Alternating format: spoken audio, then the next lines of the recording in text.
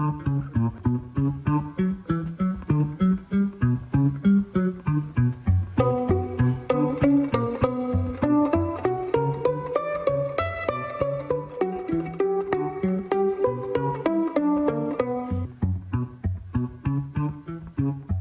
Diarib agus tá fáilte rú beag clárna seachtainna seo. Feras bailin na finne a gúnda rúna ngáil a bhís córálum ar a gláirse an nacht sinna Séamus mac Gilluí. Ferra go dtíhann bhfuil bainthóra go le cuasaí pobl agus cumulú cleascail le fada blianta. Tháinig sé nuas go gaiile go dtí coláiste éine sa mblion 1958, agus na dhéisisin chu sé go dtí coláiste fáric im lá clia. Thasa sé am múna scoile sa mblion 1964, agus bhí sé na phríomhaide ón géad lá. Céad míle fáilte rúta Héimeas. Gar maigad a bhhairtín. Chaid se bailla dhéart gur tú Harbheith óg agus úgaile de phríomhaide ar i géadaí ar an éireann amachchas coláiste. Bhí me fiche bliain nar a fuair me chead fast mar phríomhaide gan duine hir bhí ar an chead lá de dúil 1964. Sin ar déan húsí me hagas. Agus cén fáinis gur dtíanú phríomhaide ar i géadaí mar ní rud sin a bhícha tarlú nó cínta ní háló tseiniú. Ní hála daríon na réala ó hain siúm caiid fan múna beidir scúil bíon as an amstan ní réalar bíon hola a bheith mar phríomhaide an chead lá. Agus hála se go meastar menig sílan beidir fríide tír gúir daoine a géad post mar phríomhaide ar an chead lá bhí se de teagasc. Ní aga me ar gona go na phríomhaidí ba óige. Is taí go ró, dearna go ró bhí me fiche bliaine agus is taí go ró bhil bhí sé an agus taí. Beidir go dearna beidir mar a níos áigen na mé an námach sin mar a hála sé. I bechir a tú géar gáilinn sin go chun na híar bhí nó bechí cruúháinú bhain goláiste nó hebí chuideáú. Áte bí gur ópást le fáil bhí me sásta choán. Ní ópásta ní bí le fáil in ar gandaí héin, so chuir me stead an fáiste gan daoine hir bhí agus fuair mé. Agus cés á chláhí éad lá go tún baile legail go chun na hir bhí. Well, fuair me telegram ar an fios an íhla a bheitheh, bhí me sa forta cruniúónú agus chuir sa telegram dúirte bhilta sásta ghlachan le sáil ráthóin ag túsa ar an chead lá a dúil, so ar an tríocha lá a bheitheh began dú amacht agus a thusa mar i chead lá a dúil 1964. So ní mar an amach an le bheith pacha agus chur stofis a chas. Ní cá an uair sinnéad? Ní cá agam ní ráthir agam fiúháin. Cenach rá? Ní ráthir. Agus cená te bhfuir tú láistín sin? Well, bhí láistín sacrí ag an sagar páiriste dú i deach na Travers tegla feargus ban Protestant sin a naice le ráthóin. Ní rósam fiú cá háte ó ráthóin, began dú águr an learscail cáte bhla náte. Rósa cén chundar a túga an chuir Ní bar legum. Ní rúd se cáte ró sé ach chanig mé go ró sé ar an teáranne idir chundí na hir bhí agus chundí Langford, Wallabeg. Cén fágur ní le protestúnaí cruúthú? Well, barála fa múintirí choineal. Ó bá? Se, barála fa múintirí choineal. Múintir bí hanig na háte chuine siad san iad. Bhí de chiomra héine de beh? Ó, bhí me chiomra héin, ja. Rá siad san sin réiteach de bhéalaí? Ó, bhí na béalaí omlain, bhí an breakfast a genne agus supper bhí aharad an sin, Rá tú bhd ón scoil? Bhí me hart beidir fe 3 mhíle, so bhí ráthar for mar ráthar sin. Bhí ráthar réifh mo chuine go mai. Rally be? Rally cinnte, rally dú. Rally dú. Agus hagus man sin ar fe cacuise agus sin fuairmid sír an tairí agus chumáid a bhhailn sin agus sin mar thusa se. Se. Ina siúmanis ceort leagan amach a bhí ar scoil 1964.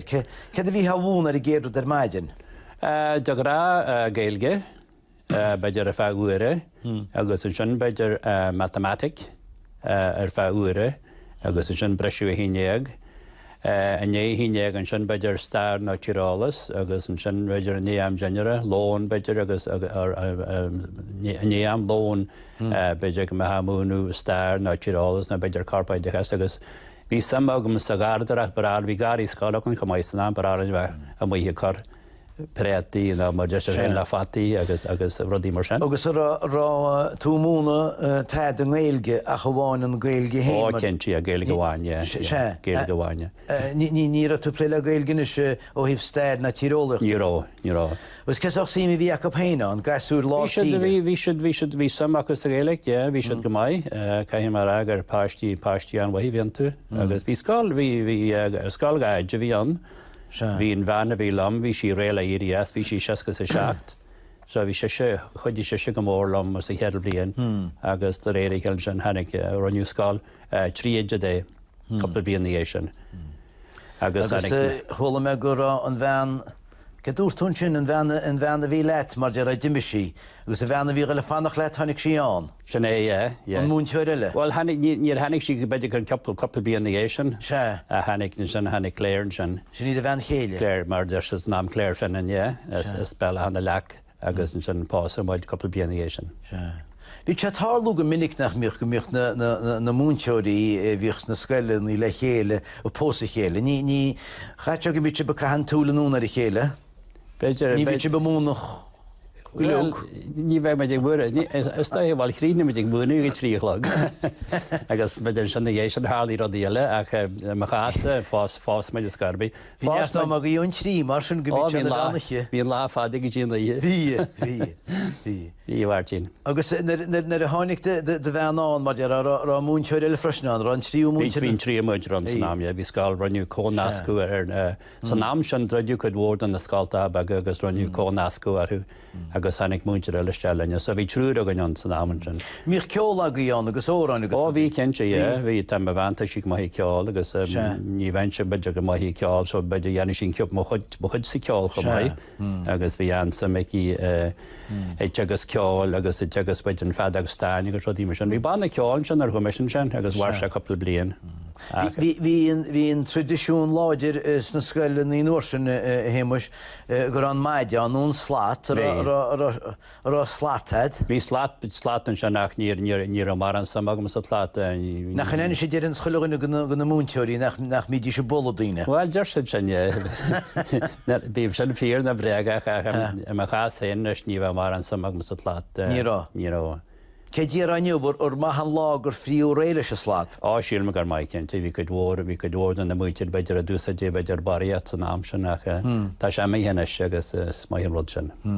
A fechttín eile rá gur bhaána lehéide le hí smachtach ar gasúd. Well, beidir gur sin ghil sin fír ach sílim héin sin dáis fear beidir le smacht chuineal iad chuineal a gobar. Neart dobar hortífa na deglafa a bheith deanna rodí a spála an obair bheith planáte go head agus iad chuine le gobar. Sto hiige mit cinna léasca go má go dtí chucha alcar an múnteir a héin ar bheith rodí choréó. Weil cinnte ní hílim gur chuid níor chuidíon plát leis a fásta ná leis an múnteir sílam héin sin beidir go báim rodé. Sin be go John Bolan chuir deúla sílam hí sena aréide chesan sin ar fá tá. Beidir é. Sílam go sin agus scarbé choú deú leis Ní céim líonar choú deir leis. Níl ceintena se bhhairtin, beidir sin beidir hápeidir na seachtaí go lua in san seachtaí sílan. Bhí sé an go láidir na sescadaí. Bhí sé an láidir.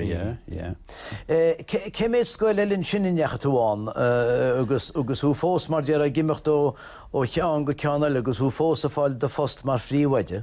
Well, dag maid pásu maid an 19 is sé agus rugú dóngal rugú eisina i rathóin agus an sin an 19 a dó dag maid rathóin a gandí na hirbhí agus fu maid ga fást in seón i glún máine an 19 a dó. Scáil mhór bhí sé mútar an sin agus bhí hart fe gachiad páistan, scáil anmhór, agus debarbain sin sa scáil sin ar chur bheith ceir bliana, sin beid an 19 sa sé dag maid an scáil sin, agus chu me sin mar phríomhide go dtí Ramaltain, tí muide litir ceannain, agus chuí léir go dtí scáilta eann sin scáil na gasrí litir ceannain agus scáilta éagsúla ar fad na condaí. Agus an sin dan man sin ar fá trí bliana déag go dtí 19 níos an naí, agus an sin chu me go dtíon críslach an sin agus chríne man sin cúg bliana hain.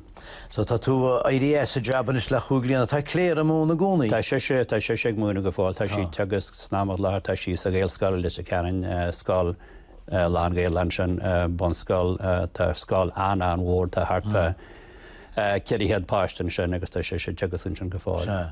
Bechar a tú héna ggéar imimecht as a tríú scoile a túána be go chuú go dtíon chríslachú.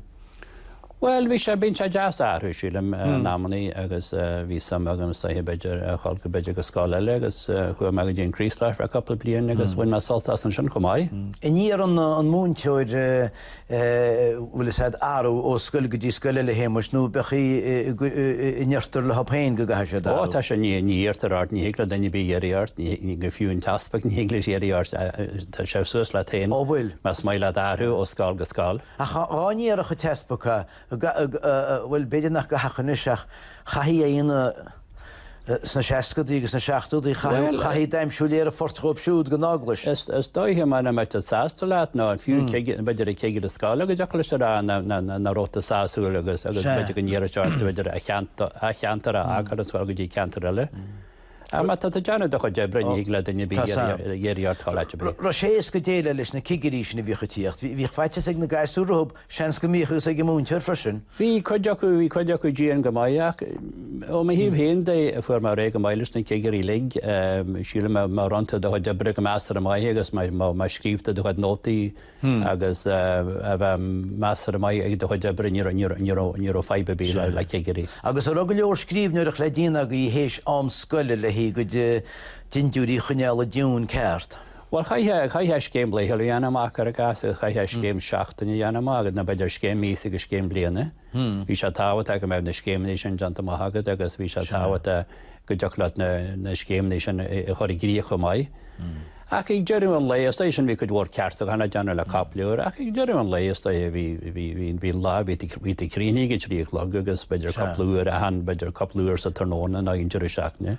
Chuine se rodí áardhaid. Is bhí túna go léir bortach an sin ar fé pí. Bhí cinnte na háilte bé sin. Fan le munis mar se le lóra muidir de áitúcha sin is bailile na finne agus na bailí sin ar bálín be agus nó thug tú cáir chuirte th lear freisin lóide muidir sa dára le. Agus san rud céan agus máile má éan se be fanna í linn be mé héanú go sémas mac gilbhaí as chundaún na ngáil ar éis héis na bhuagraí seo.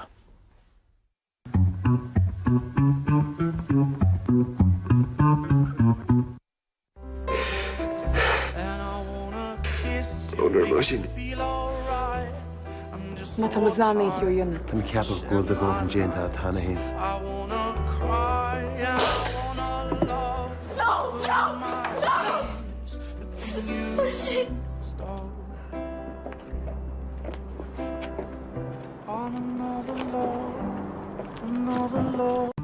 Céad fáilteú ber éis ag an glár córa, sémas mac gilbhaí as bailile na finne a gúndaún na ngáil córa le nacht. Cén sort bailile na finne héimeis? Well, sráidhile begadtán tá gá tarbanin sin, tá gá happan sin, tá scáil náisiúnta sin, scáil chalan ciile, tá te poblin sin, te pobl chalan ciile, tá hála úrin sin, hála chalan ciile, agus tá inad lé inad sláinte inad chalam ceile go maiid agus tá leor lena sin an anar de cheanháin áras cheanháin sin agus tá coppla mánachan began sin. Rán rugú chalam ciile be? Rugga bhé an ártan sa chead farastelle tá sé beidir hart fe 2,000 go bháil na finne agus bhí bunthúir leis a cheantar agus mar a tíú tá na hátá sena gainim sinna fám tuarsúnta sin iscuite caiintear a hála, caiintear a scoil, caiintear teachphobal, tá sé dainim ní chalam ciile. Agus bhfuil se go láidir thuasan sinna gúnaí a agus a cheúir agus rud nó scuilte be nuas go chunamara? Well, go hárainn. Do réir chastlaachta tá níos mó cearún seo gan na mara natáganne ar an líhiúlá a bheitheh for se bás agus speg go ceir a bhí agan Beidir bíon ceú an leanchoilm ceile. Ach ní bhín sa cheantar saganne. Agus beidir gur jasan rud gur chóir go níos mó ceúin mar tá trí láán se agam siúr me gona mar Tá. Agus dágus se go Dágus sé sean scéalta go leor nó tagaireachtaí go leor na dhé. Rágus sé agaí sé thuas. Ó dag sé anú targad ra deaganne sin tá se dá láidir sa cheantar go fáil. Chud na targrantarí dúte tá lách andeasan sin mála finine lá finne, agus a bhí se gáil trasna na hónan sin láháin agus chléimni se ar bradan agus dúte an rath bradan na bíiste go lá finne, agus ní haid bradan na bíiste. Nícha. Agus dúte na nenethe fear th bhain leis a grú geada. Agus da gur hálí sin. Agus dúid se go mé siopa ag gethar cháneal. Agus cean rud í móras dúid se go riú mochú fríd sléifhtí hir chonel ag séadú táit nó deata mar de sem féin an a gísan. Agus sílim go beidir go ísa de caiint fan tréine sin. Beidir go tréine fríd na sléifte. A ní sé sin tarlína se bhfuil? Well, tá písabag den tréin agan mála féin. bhfuil? Tá písabag, Tarasóireacht?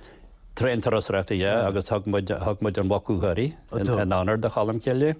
Agus tá cáráile níide cearhan sin ag reachtal a rihinn sin dreidiúin an bóthíar an níide cear sa seacht ó bhála féige dhéna gleantaí. So tá 3 mhíle fáscail legan agus beidir bíon hart beidir fá 7,000 go léana 8,000 cuairtainna sin.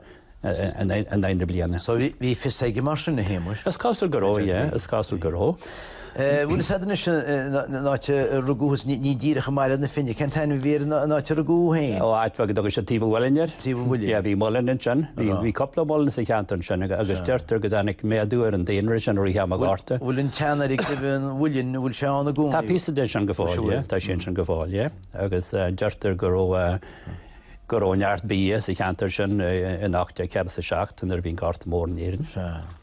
Na bhí sin sé chud lehantí síide ó do chud lehantí scoile agus fiúhhain étóla go goláiste. Bhí túrála muirí cín go déthe go sésanna mar bhíoh teire bhí sé hálan álaban gobarig na fellméí acha ní achta san sé pléiles na fellméí na álaban inecha. Ja chuim me go líd gopla bliana sin bhí teagla a gahain sin a sclean na buchailna sin bhí si na gcóí a líd so héine an achas san ri beidir fin coppla saoú.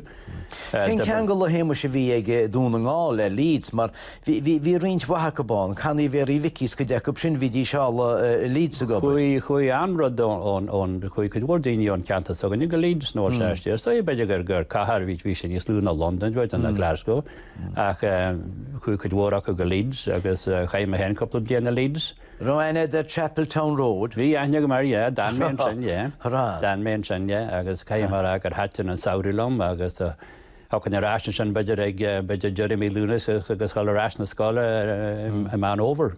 Agus tá órán breáine sé víns Jan Begachasa órán Leeds a ríntúa? Bhí me géiste leis, Bhí me sé siar ar bhórí na smuinte hú? Cén sé, Smailem John Beg bhí me géiste leis sin anóna. Gimicht an tíomhá óil bu cheart an fiúit ó láirtúar Leeds. Cé a hobar bhíart a Leeds? Ó gobar ar na buildings mar deir. Ó mar sé be? Gobar leis sé facaid agus is luasid, sé. Rá gail goirí gobar in éon leit? Bhí could bhóras muáin sin be níos mó beid na Connemara, bhí andas muá lídrin sin. Deartn go deith banna Connemara be níos fáideo jas beidir go London tí a ball. Beidir se London bheith rínte go Leeds agus go Huddersfield chumá. Sílim beidir beidir condaí go agus ar gan héananas mó bhí go réir mar scamilm in na seachta dí. Bhí tú pléile chuisní go leor agus pléile cuasí pobl agus a chudaín cín idir a bailile agus cumú le scoil agus ru a híle ar gnára a bheith chan sin na gúnaí go bhúnte ar scoile.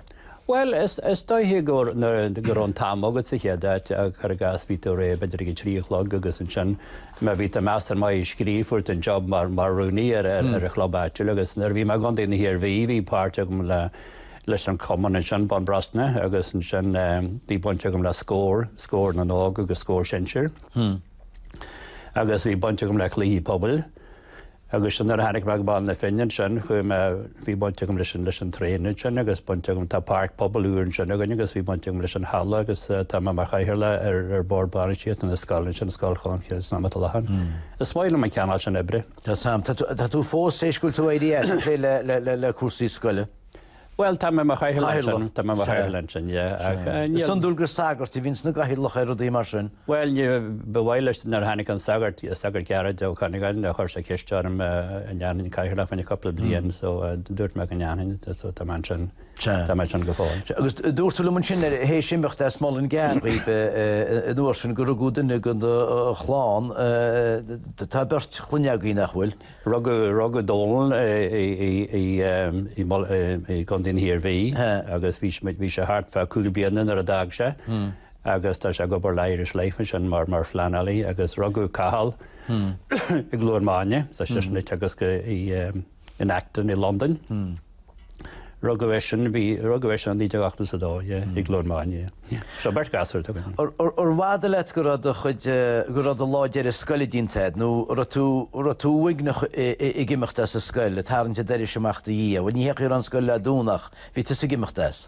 Ní Roma teige tám sílam taranta a déintena dear go bhil se námagad a bheith cemas, bhí me ceartha blion mar phríomhaidí i scáilta éagsla. So bhí me sásta go leor fágal mar bhí bonte gom le go bhór cuasaí pobl agus dí mar sin. So tá me sásta go bhil me. Tá or hiic túna sé héimeis na bhí tú an óg gur teir agus do bhhair i ggéar go mech éidechas gon chinálse ortainn agus go déile an chláán. Bhí samach go ansamach go éidechas agus stoithe go leiscail decha sin.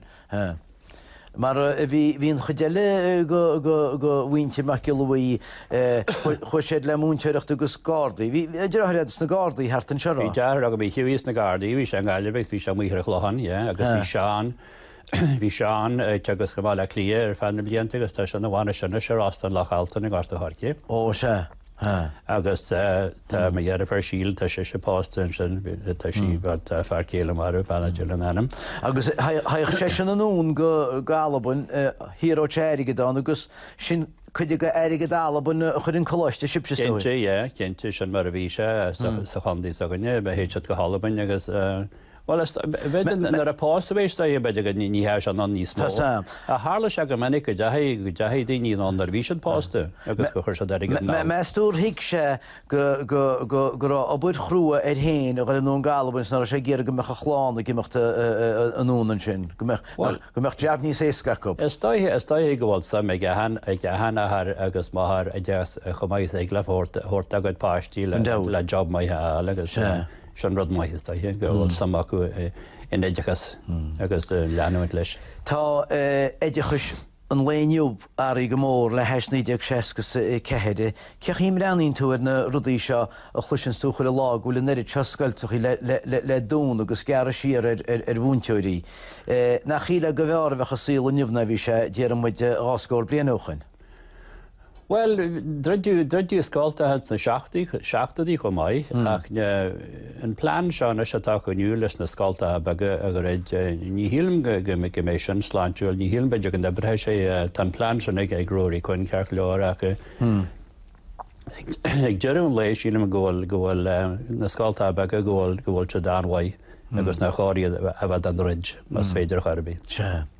Well, tásúlam nach núnar a chanirid, mar is má hánéad agus go méid deab ag chuileghine. Bhain tú salta go sócheapin bail dhéart as de chuid ráscóir blian a múnteireacht agus well níos mú na ráscóir blian. Ó, bhí trí bliana siúm leis a dáscóir. Bhí bail bhí. Sallan mé túhain, cad íonans túnis cecha gahan tún lá? Well, tá ferbagog agus grainín cíí sin agus mar a dúirt me tá bonteach le cáistí i má le seo agus tá go a gúsaí pelle agus a gúsaí scóir agus dí mar sin. So ní bheith tú díhain? Ní bhéh me díhain, ní maiile a bheith díhain is maiile a bheith deanú PC Jaws an siúd. Ceart go leor héimeis gur míle maithe faoi heachtar cuastein is bhga déan leinte agus sílfáide. Gur mí me go bhhairtíí me ansaltas. Agus sin enna sin nachta a chláán be mu liberís le chuna dé ag an nám céna an teachtain se thugain le chláraile. Idir dá líine is chunig í héna dína rud céna a segus an seachtainna a caiinte agus a córa agus bhaim héana agus ó hémas go do go dé sláintseib fad.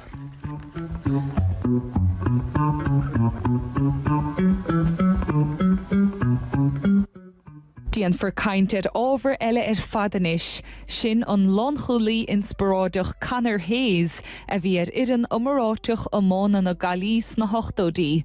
Téis son dintar fisrúchan fumpi petrol John Joe Ross na Rún, mar go bhfuil an tíle ag ritheisteach san isce. Back on the wall. I'm going to give him